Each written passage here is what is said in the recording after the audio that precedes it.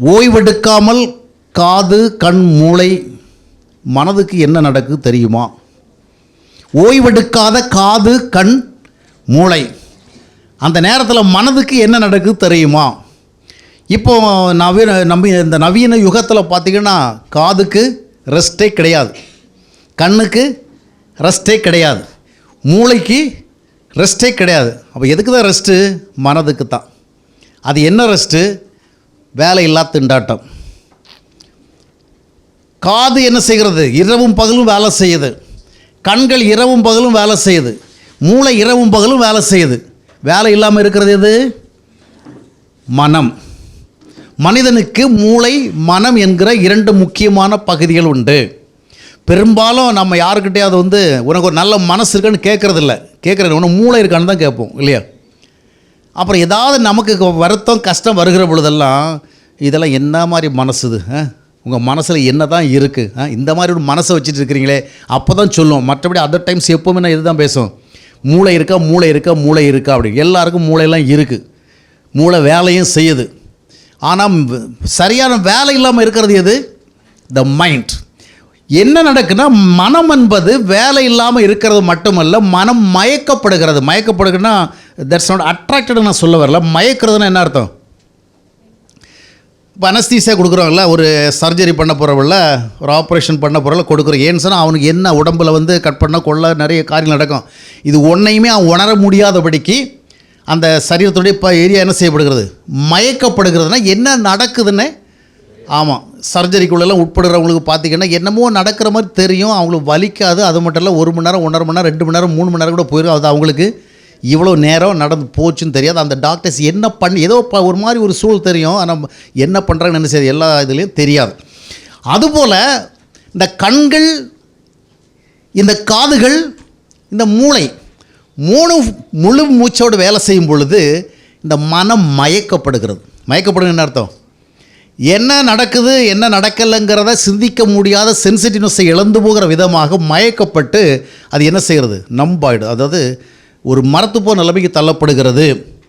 ஆனால் மனிதனுடைய வாழ்க்கையில் மூளையும் சரியாக வேலை செஞ்சுட்டே இருக்கணும், மனமும் சரியாக வேலை செஞ்சுட்டு இருக்கணும். ஆனால் மூளையை நம்ம மயக்கிறது கிடையாது. எதை மயக்கிறோம்? மனசை மயக்கிறோம். மயக்கிறோன்னு சொன்னால் நான் சொல்கிறது ஈர்க்கிறோம் என்பதல்ல. மனதை என்ன பண்ணுறோம்? அதை வேலை செய்ய விடாதபடிக்கு, சிந்திக்க விடாதபடிக்கு, அதை யோசிக்க விடாதபடிக்கு, அது உணர்வுகளை எப்படி செயல்பட விடாதபடிக்கு அதை என்ன பண்ணுறோம்? செயலற்றதாக நிறுத்துகிறோம். இதில் 3 ஆர்கன்ஸ் வேலை செய்யுது. ஒன்று, இந்த நவீன உலகத்தில் பார்த்திங்கன்னா எப்போ பார்த்தாலும் காது வேலை செஞ்சுட்டே இருக்கு. ஆக்சுவலி காதுகள் மயக்கப்படுது சொல்ல முடியாது, காதுகள் மூலமாக மனம் மயக்கப்படுகிறது. காது ஒரு பேசேஜ் தான், இது ஒரு சேனல். இந்த காது வழியாக என்ன செய்கிறது? பலவிதமான சத்தங்கள் உள்ளே போகிறது. அது வார்த்தை சத்தமாக இருக்கலாம், பாடல் சத்தமாக இருக்கலாம், இசை சத்தமாக இருக்கலாம், any kind of noise, any kind of voice. ஏதோ இந்த காது ஒரு குழாய் மாதிரி. இந்த குழாய்க்குள்ளே என்ன செய்யும்? பலவிதமான சத்தங்கள் உள்ளே போயிடும். இன்றைக்கு பார்க்கும் பொழுது பெரும்பாலும் வாலிப பிள்ளைகள், சொல்லப்போகிற வயதுகள் சொல்லலாம், ஆனால் இப்போ வாலிப பிள்ளைகளுக்கு பேசுகிறதுனால அவங்கள மட்டுமே வச்சு பேசுகிறேன். பெரும்பாலான வாலிப பிள்ளைகளுடைய காதுகளில் இப்பொழுது என்ன இருக்கிறது? அந்த ஹெட்ஃபோன், இயர்ஃபோன் என்று சொல்லப்படுகிறவைகள் எப்பொழுதும் இருக்கிறது. ஒரு காலத்தில் ஒரு மனுஷன் பக்கத்தில் போனாலே அவனுக்கு ஒரு சத்தம் கேட்கும், யாரும் நம்ம பக்கத்தில் வரதுமான்னு ஒரு அலர்ட்டாக அங்கே பார்ப்பான். இப்போ நீங்கள் முதுகில் போய் ஓங்கி ஒரு அடி அடித்தா தான் அவன் என்ன செய்ய முடியும்? நம்ம ரோட்டில் போகிறவங்கள முதுகில் அடிக்க முடியுமா? அவனுடைய அட்டென்ஷனை திருப்ப விரும்புகிற ஏதோ ஒரு காரியத்துக்காக ஹலோ ஹலோ ஹலோ, காதில் விழலை, ஹலோ அப்படி பார்க்குறான். நான் சமீபத்தில் நான் சொன்னேன்னு நினைக்கிறேன், வாக்கிங் போகிற வேலை ஒருத்தரை பல நாட்களாக பார்த்துட்டு இருக்கிறேன். ஒரு வாலிபர் தான் அவர், நல்ல ஒரு ஸ்போர்ட்ஸ் மேன் அவர். அப்போ அவர் டெய்லி அவன் எதிரில் நடந்து வந்துகிட்டே இருப்பார். அப்போ நான் யோசனை பண்ணி பார்த்தேன், டெய்லி பார்க்குறோம், அவரை பார்த்து ஒரு வார்த்தை விஷ் பண்ணிட்டு போவோமே, அதனால் என்ன நினைப்பார் என்னை பற்றி? அவர் ஒரு வேளை தயக்கத்தினால போகலாம், நாமாவது வாழ்கிற போகும்னு சொல்லிட்டு நானும் ரொம்ப நாள் யோசிச்சு ஒரு நாள் ஏதாவது அவருக்கு ஓப்பன் பண்ணலாம், ஹலோ என்ன உங்கள் ஃப்ரெண்டு நீ வரலையா அப்படின்னு கேட்டேன். ஒரு பதிலும் சொல்லலை. எனக்கு அப்போ தான் தூக்கி வாரி போட்டு, இதனால தான் வாயை மூடிட்டு போகணுங்கிறது. வாயை திறந்து அவர் ரெஸ்பாண்ட் பண்ணலை. அப்படின்னு பார்த்தா அவர் திட்டிட்டு என்ன திருப்பி பார்த்தாரு. நான் பேசி முடிச்சாச்சு, அவர் ஒன்றும் பேசாதுன்னு நான் போயிட்டேன். இப்படி பார்த்தா அப்புறம் தான் அவங்க அலர்ட் ஆகிறாரு. என்னமோ கேட்டது மாதிரி இருந்ததுன்னு. ஆனால் போயிட்டார். ஏன்னா நான் பேச அவருடைய காதில் என்ன இருக்குது, அவர் வாக்கிங்லேயே என்ன பண்ணுறாரு, பாட்டை கேட்டே போகிறார், இல்லைன்னா எஃப்எம் ஏதாவது ஒன்று கேட்டு போயிட்டு இருக்கிறாரு. அப்போது இன்றைக்கி பக்கத்தில் போய் தோளில் அடிக்கிற மாதிரி அடித்து தான் என்ன செய்ய வேண்டியிருக்குது. அதனால் அவங்கவுங்க வந்து புலம்பிகிட்டே போய்ட்டுருக்குறாங்க, பேசிகிட்டே போய்ட்டுருக்குறாங்க. சிலர் ஃபோன் பேசிகிட்டு போய்ட்டுருக்குறாங்க. அது ட்ராவல் இருந்தாலும் சரி, பைக்கில் இருந்தாலும் சரி, காரில் இருந்தாலும் சரி, எதுவாக இருந்தாலும் சரி.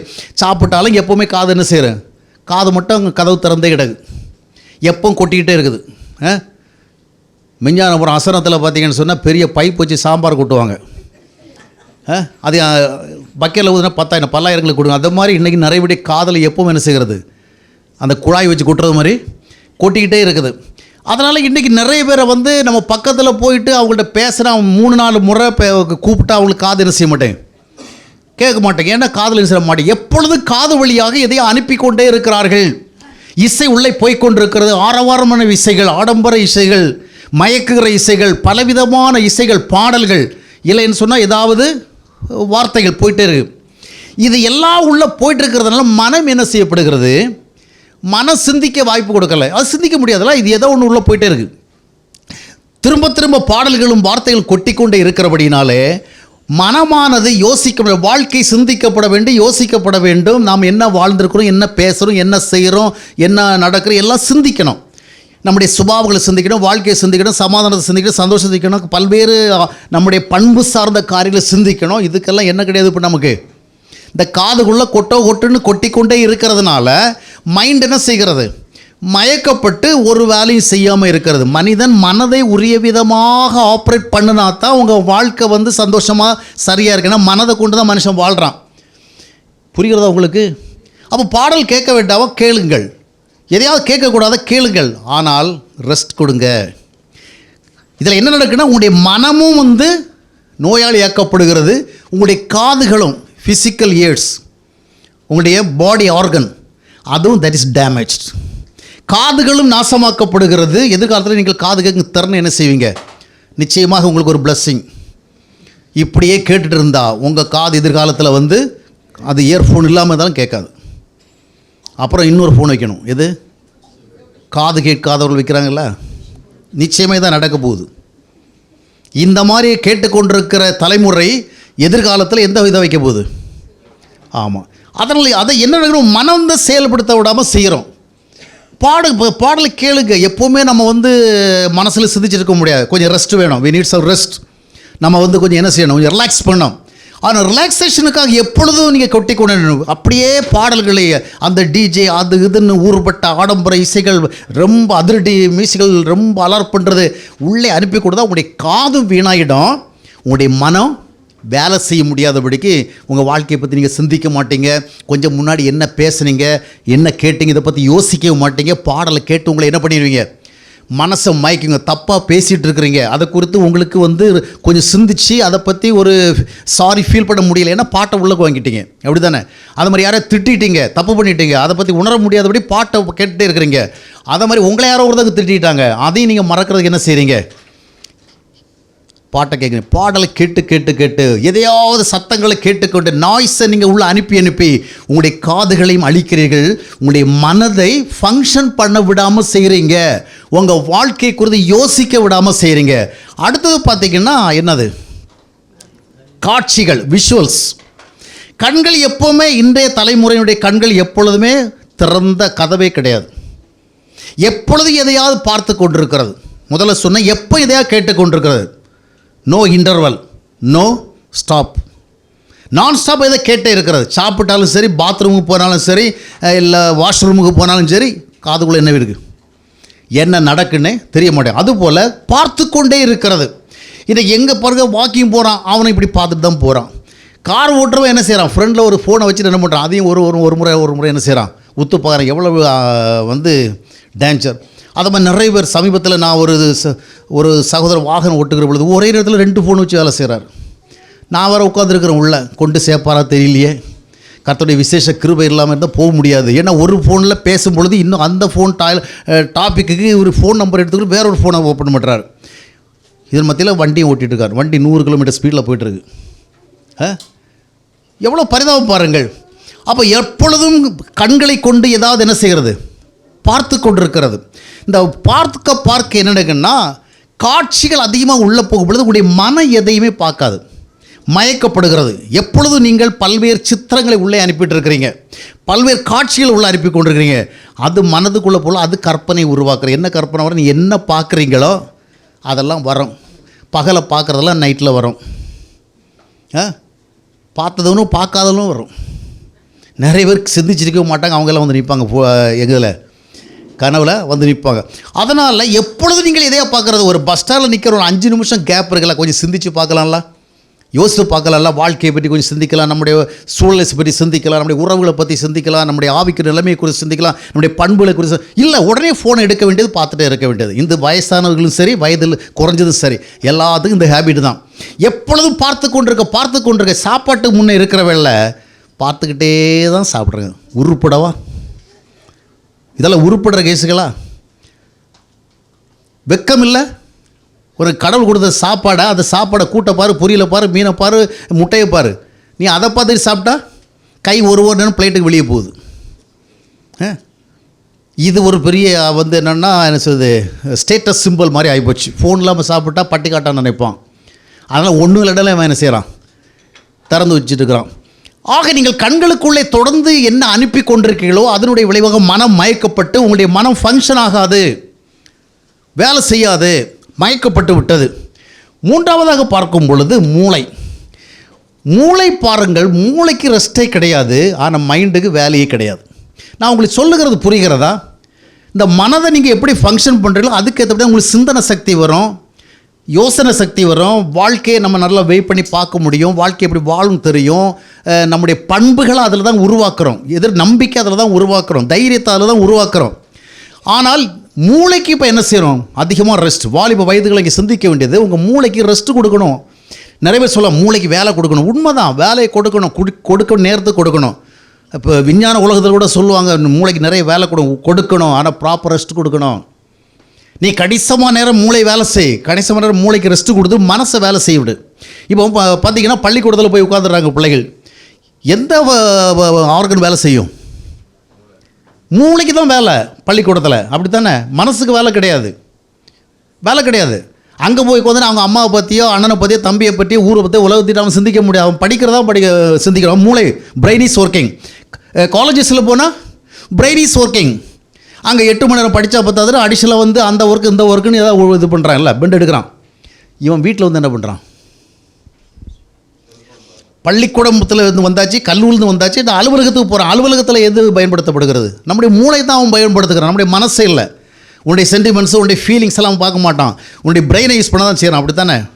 அங்கே இருக்கிற ஒர்க்கிங் ஹவர்ஸில் என்ன பண்ணோம்? You have to use your brain. அப்போ பிரெயினுக்கு வந்து கான்ஸ்டண்ட்டாக கண்டினியூஸாக என்ன செய்கிறது?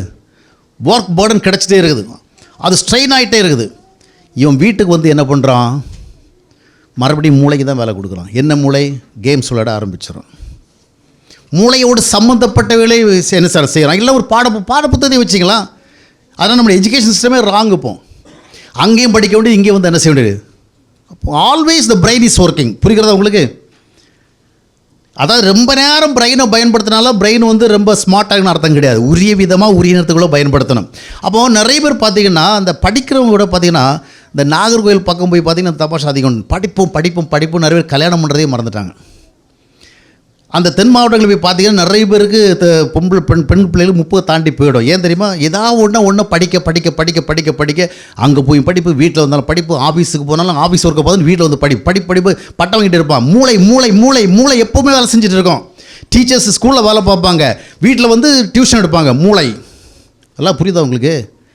இந்த மூளையை ஓய்வின்றி செயல்படுத்துகிறதுனால மைண்ட் என்ன ஆகுது? அது மயக்கப்படுகிறது. அதோடைய சென்சிட்டிவ்னஸ்ஸு வேலை செய்யலை, அதை எதையும் யோசிக்கலை, வாழ்வை கூட சிந்திக்க முடியலை. நம்ம எப்படி வாழ வேண்டும், எப்படி வாழக்கூடாது, எப்படி வாழ்ந்தோம், எப்படி நம்ம செயல்பட்டோம் என்பதை சிந்திக்க முடியாதபடிக்கு மனமானது மயக்கப்படுகிறது. மூளை எப்பொழுதுமே பயன்படுத்தி கொண்டிருக்கிறோம். பிள்ளைகள் பார்த்திங்கன்னா கேம்ஸ் கொஞ்சம் கேப் பண்ணி அதுக்கு உள்ளே போகிறாங்க. கேம்ஸில் என்ன இருக்குது?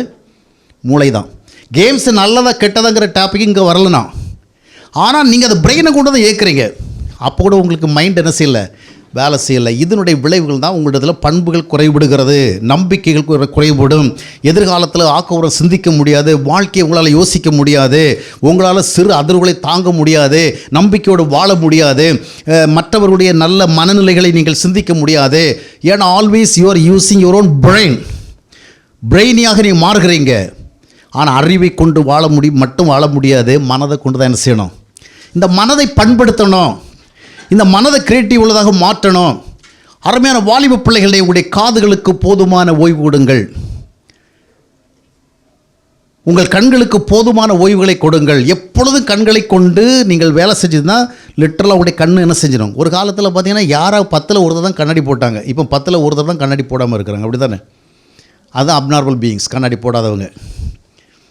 ஏன்?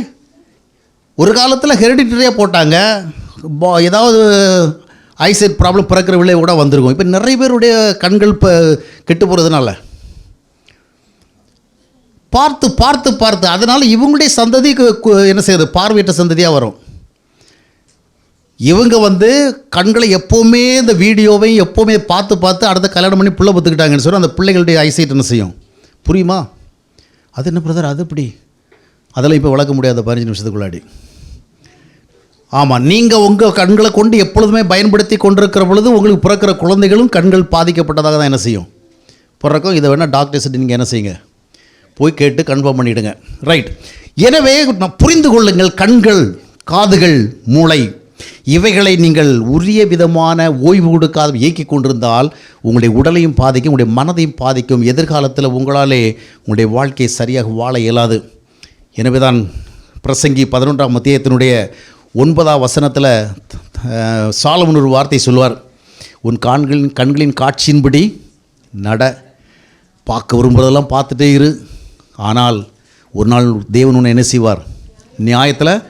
தேவன் மட்டுமல்ல, உன்னுடைய வாழ்க்கையை உன்னை நியாயத்தில் கூட நிறுத்தும், உன்னுடைய எதிர்காலம் உன்னை நியாயத்தில் கூட நிறுத்தும்.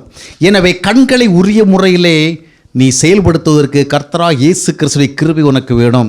காதுகளை உரிய முறையில் செயல்படுத்துவதற்கு கர்த்தராகிய இயேசு கிறிஸ்துவின் கிருபை உனக்கு வேணும். உன்னுடைய மூளையை சரியாக பயன்படுத்துவதற்கு, மூளைக்கு எப்பொழுதும் வேலை கொடுத்து கொண்டு நிலைமையிலிருந்து விடுதலை அடைந்து மனதிற்கு வேலை கொடுக்க வேண்டும். இதை நீங்கள் செய்ய முடியாது. You need the grace of Christ, you need the grace of God. தேவனுடைய உதவி இருந்தால் மட்டும்தான் இவைகளை நீங்கள் செய்ய முடியும். அதனால தான் வாலிப பிள்ளைகள் சொல்லிக் கொண்டிருக்கிறேன், உங்களுக்கு கர்த்தர் வேண்டும். அல்லேலூயா. உங்களுக்கு தேவன் வேண்டும். எனவே கர்த்தராகிய இயேசு கிறிஸ்துவை இரட்சகராக ஏற்றுக்கொள்ளுங்கள். இந்த நேரத்தில் உங்களுடைய வாழ்க்கையை கர்த்தருக்கு ஒப்புக்கொடுங்கள். ஆண்டவர் உங்களுடைய கண்களை உரிய விதமாக செயல்படுத்துவதற்கான கிருபை கொடுப்பார். உங்களுடைய காதுகளை உரிய விதமாக செயல்படுவதற்கான கிருபையை கொடுப்பார். உங்களுடைய மூளை உரிய விதமாக செயல்படுத்துவதற்கான கிருபையை கொடுப்பார். எனவே நீங்கள் கண்களை, காதுகளை, மூளையை ஆண்டவருக்கு ஒப்புக் கொடுங்கள். ஆண்டவருக்காக வாழுங்கள். கர்த்தர் உங்களை ஆசீர்வதிப்பார். சொல்லப்படுகிற செய்திகளை சீரியஸாக பிள்ளைகள் கேளுங்கள். உங்களுக்கு சொல்லப்படுகிறவைகள் இனி ஒரு முறை சொல்லப்படும் என்று எதிர்பார்க்க இயலாது. பயன்படுத்தி கொள்ளுங்கள். கர்த்தர் உங்களை ஆசீர்வதிப்பாராக. இன்றைக்கு உங்களுடைய வாழ்க்கையை நீங்கள் சிந்தித்து உங்கள் மேல் உங்களுடைய கண்களையும் காதுகளையும் உங்களுடைய மூளையை நீங்கள் ஆளுகை செய்ய முடியாது, கர்த்தர் மட்டுமே அதை செய்ய முடியும். எனவே கர்த்தருக்கு ஒப்பு கொடுத்து வாழுங்கள். கர்த்தர் உங்களை ஆசீர்வதிப்பாராக.